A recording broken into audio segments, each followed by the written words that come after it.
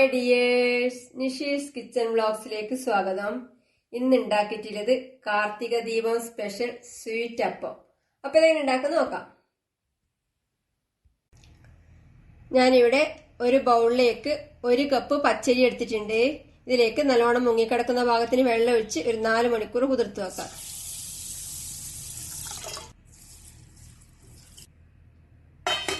അരി കുതിർത്ത് വെച്ചത് 4 മണിക്കൂറിന് ശേഷം കഴുകി വെള്ളം ഊറ്റിയെടുത്തിട്ടുണ്ട്.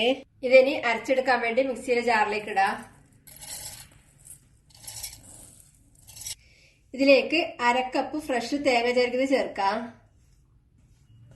ഒരു ചെറുപഴം മുറിച്ച് ചേർക്കുന്നുണ്ട്.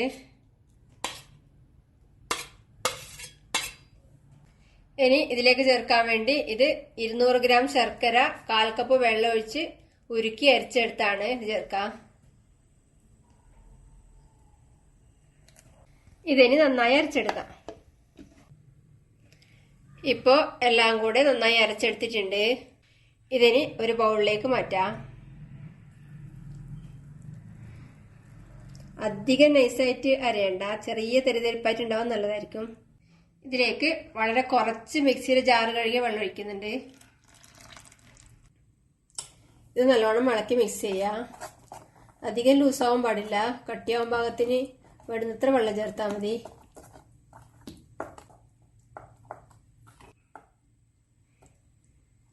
ഞാനിപ്പോ ഈ പാകത്തിന് കട്ടിക്ക് ആക്കിയിട്ടെടുത്തിട്ടുള്ളത്. ഇനി ഇതിലേക്ക് 1/2 ടീസ്പൂൺ ഏലക്കപ്പൊടിയും 1/4 ടീസ്പൂൺ ചുക്കുപൊടിയും 1 ടീസ്പൂൺ നെയ്യും ചേർത്ത് നല്ലോണം ഇളക്കി മിക്സ് ചെയ്യാം.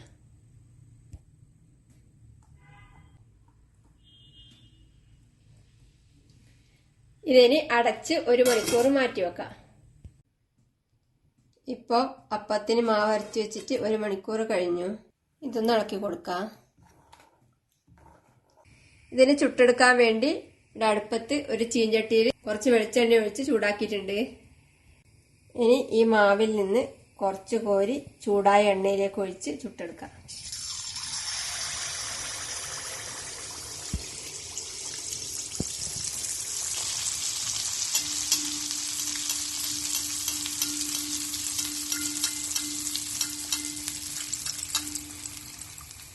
ഇത് പൊങ്ങി വരുമ്പം തിരിച്ചിടാം.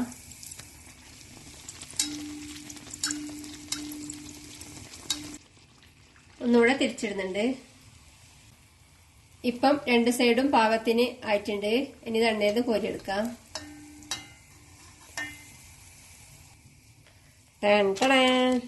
ബാക്കിയുള്ള മാവും കൂടെ ഇതേപോലെ ചുട്ടെടുക്കാം. അപ്പം എല്ലാം ചുട്ടെടുത്തിട്ടുണ്ട്. ഇതിന് വേറൊരു പ്ലേറ്റിൽ വിളമ്പാം.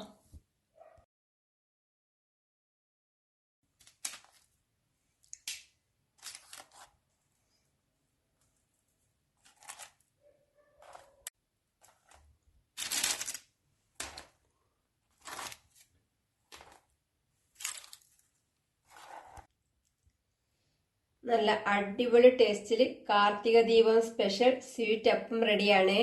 ഉണ്ടാക്കി നോക്കുക. അഭിപ്രായങ്ങളും നിർദ്ദേശങ്ങളും അറിയിക്കുക. സബ്സ്ക്രൈബ് ചെയ്യുക, സപ്പോർട്ട് ചെയ്യുക. Thank you.